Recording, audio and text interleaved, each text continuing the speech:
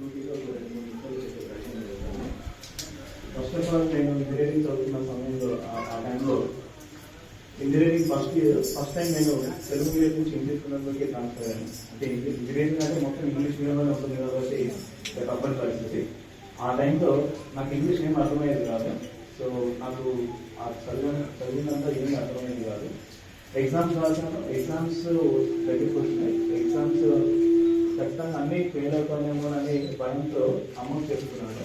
నేను ఖచ్చితంగా అన్ని ఎగ్జామ్స్ ఫెయిల్ అయిపోతాను, నాకు ఏం వచ్చేది కాదు అని. అప్పుడు అమ్మ పెద్దగానే అయినప్పటికీ బాబా నాకు తెలియదు. అప్పుడు బాబా వారాయణము ఇచ్చేవాడు, మందిరము హారతి అయిపోయిన. అప్పుడు అమ్మకి 29వ అధ్యాయంలో చంద్రుడిగా ఒక కథ వచ్చింది. ఆ కథలో ఉన్న సారాంశం ఏంటంటే ఆ తల్లి యొక్క కొడుకు ఎంతో కష్టపడి చదివినా జ్యోతిష్యం పడతారు. వాళ్ళు ఈ సంవత్సరం కూర్చున్నా ఎగ్జామ్కి పాస్ అవ్వవు, నెక్స్ట్ ఇయర్ కూర్చుంటే పాస్ అవుతావని. ఆ కథ అలా వచ్చింది. అమ్మాయి ఆ కథలో ఉన్న తల్లి అయితే బాబాకు చెప్పుకుంటే బాబా చెప్తారు, నా మీద నమ్మకం నుంచి నీ కొడుకు చదువుకోమని చెప్పు, ఖచ్చితంగా నా మీద నమ్మకం ఉంచమని చెప్పు అని చెప్పి అంటారు. సో బాబా తల్లి వచ్చే కొడుకు అదే చెప్తుంది, నువ్వు ఏంటి ఈ జ్యోతిష్యాలు ఇవన్నీ పక్కన పెట్టి బాబా మీద నమ్మకం పెట్టి చదువుకో, ఖచ్చితంగా పాస్ అవుతామని చెప్పి అంటారు. ఆ కథలో అలా వచ్చింది. అతను ఆ పిల్లవాడు అలానే చేస్తాడు, అన్ని ఎగ్జామ్స్ పాస్ అవుతారు, అన్నీ అలా జరిగిపోతే మంచిగా జరుగుతుంది. సో అదే కథ అమ్మకు వచ్చింది, అదే అమ్మ వచ్చి నాకు చెప్పింది. అమ్మ చెప్పింది, నువ్వు ఖచ్చితంగా బాబా మీద నమ్మకం పెట్టుకొని నువ్వు ఎగ్జామ్స్ అని రాయి, సో బాబా చూసుకుంటాడని. నేను ఏం రాసానో నాకు తెలియదు. నేను బాబా మీద నమ్మకం పెట్టుకుని నేను చదవాల్సిందే నేను చదివాను. నేను చదివిన తర్వాత ఏమైందంటే నేను ఏవైతే చదివానో అవే క్వశ్చన్స్ నాకు ఎగ్జామ్స్లో వచ్చాయి. నేను ఏవైతే చదివానో అవే ఎగ్జామ్స్లో వచ్చాయి. రాసాను, ఎగ్జామ్స్ అని పాస్ అయిపోయాను.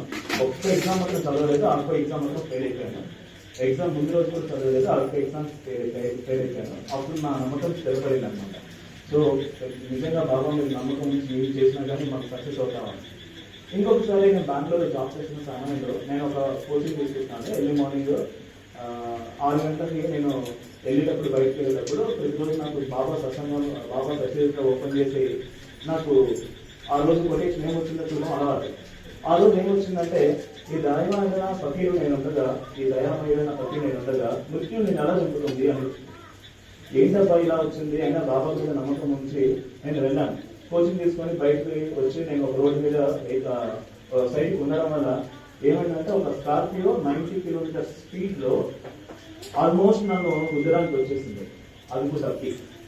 ఆ మూమెంట్లో నేను నా ఆపోజిట్ ఉన్న పర్సన్తో మాట్లాడుతున్నాను. ఆ పర్సన్ ఆపోజిట్ ఉన్న పర్సన్ చూసి షాక్ అయిపోయి మాటలు నోట్ల నుంచి రావట్లేదు. వచ్చి గుద్దేస్తాడు, ఇతను స్పాట్ అయిపోతాడు అని చెప్పని అతను షాక్ అయితే ఆ షాక్లో మాటలు రావట్లేదు. సడన్ గా నా దగ్గరకు వచ్చి జస్ట్ ఒక 50 మీటర్స్ 30 మీటర్స్ డిస్టెన్స్ అతను వెంటనే అది స్టీరింగ్ తిప్పేసి అతను కంట్రోల్ చేసుకుని వెళ్ళిపోయాడు.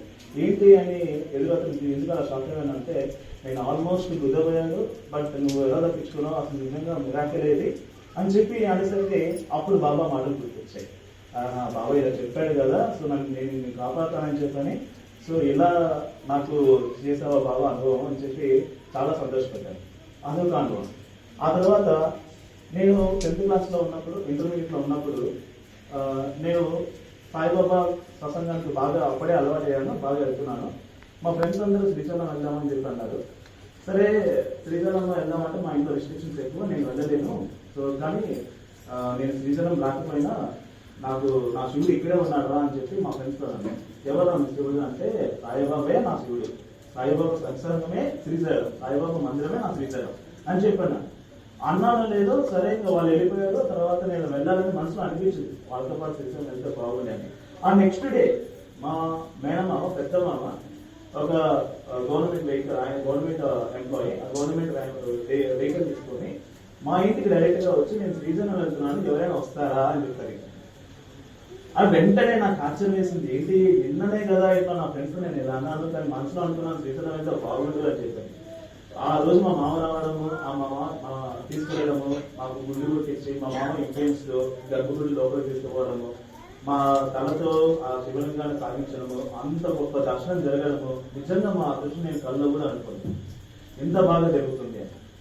ఇంకొకటి రీసెంట్ గా 2 years బ్యాక్ విజయదశమి రోజు అంటే దుర్గాష్టమి రోజు సాయిబాబా గుడిలోనే నేను బాబాకి వింజమూరు సేవ చేసుకుంటున్నాను. 9 గంటలకి ఆ సమయంలో వింజమూరు సేవ చేసుకుంటున్నప్పుడు బాబా బొట్టు చూసి, పెద్ద బొట్టు చూసి అమ్మవారి బొట్టు ఏది అని చెప్పి, బాబాని నేను విసురుతున్నది బాబా కాదు, నేను విసురుతున్నది సాక్షాత్ అమ్మవారికే అని చెప్పి భావన చూసి అదే నేను మనసులో అనుకొని నేను విసురుతున్నాను. అలా బాగా లీనమైపోయి నేను బాబాకు వింజమూరు సేవ చేసుకుంటున్నాను. వెంటనే బాబా పాదాలు ప్లేట్ లో బాబా పాదుకలు కదలడం మొదలుపెట్టాను. అది చూసి నేను ఇంకొక అన్న సేవ చేసుకుంటున్నాము, ఆ బాబా పాదాలు కదలడం మొదలుపెట్టి చాలా వింతగా అనిపించింది. నేనేమో గాలి పూకునేమో అనుకున్నాను, కానీ తర్వాత తెలిసింది జనరల్ గా బాబా హారతి చేసేటప్పుడు అక్కడ దీపమా కదలుకొని ఉండడానికి కిటికీలు కూడా మూసేస్తారు, గాలి కూడా పోదు, అంత ఏ గాలి లేదు అక్కడ. బాబా పాదుకలు ఎలా ఊగుతున్నాయి నేను అనుకున్నాను, నేను విసురుతున్నాను కదా ఆ గాలి ఏమైనా ఊగుతున్నాయేమో నేను అనుకున్నాను, కానీ అలా కాదు. తర్వాత నాకు ఇంకొక రోజు నాకు ఆ బాబా పాదుకలు పళ్ళము 2 ప్లేట్లు ఇచ్చి నువ్వు కొంచెం వాష్ చేసుకుంటారా అని అన్నప్పుడు ఆ ప్లేట్ చేతిలో పెడితే నాకు ఆ బరువు తెలిసింది. అరే 2-3 కేజీలు ఉన్న ప్లేట్ ఏ గాలి లేకుండా ఆ చిన్న గాలికి ఎలా ఆ తర్వాత నేను రియలైజ్ అయ్యాను. ఆ తర్వాత మళ్ళీ నాకు 2-3 ఛాన్స్ వచ్చింది. నేను వింజమూరు సేవ చేసుకున్నప్పుడు ఈసారి బాబా పాదాలు నిజంగా కదులుతాయి లేదని చెప్పి చాలా గట్టిగా ఊపాను వింజమూరు.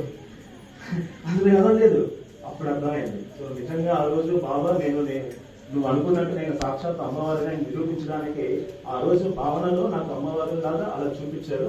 ఆ తర్వాత నాకు వెంటనే నేను ఆ రోజు అమ్మవారి గుడికి వెళ్దామని అనుకున్నాను, కానీ కుదరలేదు. బట్ లాస్ట్ గా వేరే సాయి ఒకరు అడిగారు నన్ను అమ్మవారి గుడికి డ్రాప్ చేస్తారా అని చెప్పని. తెలియకుండా నేను అమ్మవారి గుడికి వెళ్ళడం, అమ్మవారి దర్శనం చేసుకోవడం అంత బాగా జరిగింది.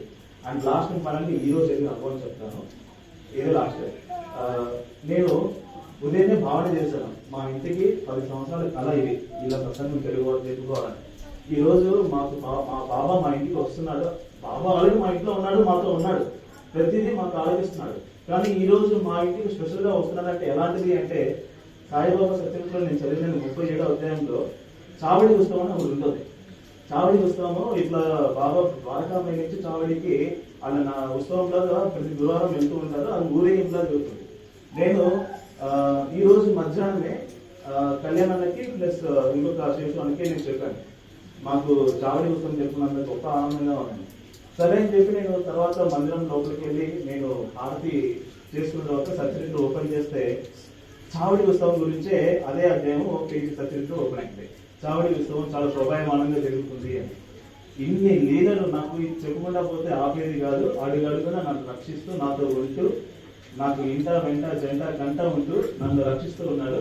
So first of all thank you Baba మా ఇంటికి వచ్చినందుకు. అండ్ థ్యాంక్స్ ఫర్ ఆల్, మీరు అందరూ మా ఇంటికి వచ్చినందుకు, సాయిబాబా సత్సంగానికి ఇలా చేస్తున్నందుకు. అండ్ స్పెషల్ థ్యాంక్స్ టు భజన బృందము, సత్సంగం మందిరం అందరికీ, కాళీ గారికి నాకు హృదయపూర్వక ధన్యవాదాలు. Thank you.